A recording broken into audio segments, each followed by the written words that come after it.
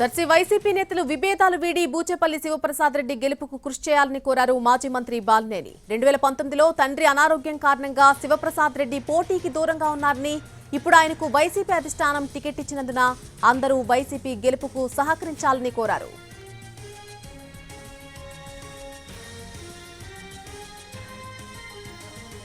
Darsi YCP నేతలంతా కూడా విభేదాలు పక్కన పెట్టి బూచేపల్లి శివప్రసాద్ రెడ్డి గెలుపుకు కృషి చేయండి అంటూ కోరారు మాజీ మంత్రి బాలినేని. 2019లో తన తండ్రి అనారోగ్యం కారణంగా శివప్రసాద్ రెడ్డి పోటీకి దూరంగా ఉన్నారని, అయితే ఇప్పుడు ఆయనకు వైసీపీ అధిష్టానం టికెట్ ఇచ్చినందున అందరూ వైసీపీ గెలుపుకు సహకరించాలని కోరారు బాలినేని.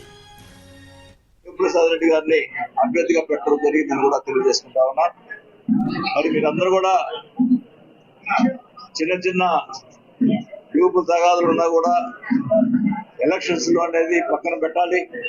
ప్రతి ఒక్కరు కూడా సమన్వయంతో బూచేపల్లి శివప్రసాద్ గారిని అత్యధిక మెజార్టీతో గెలిపించాలని చెప్పి కూడా ప్రతి ఒక్కరిని కూడా నేను కోరుకుంటున్నాను. ఈరోజు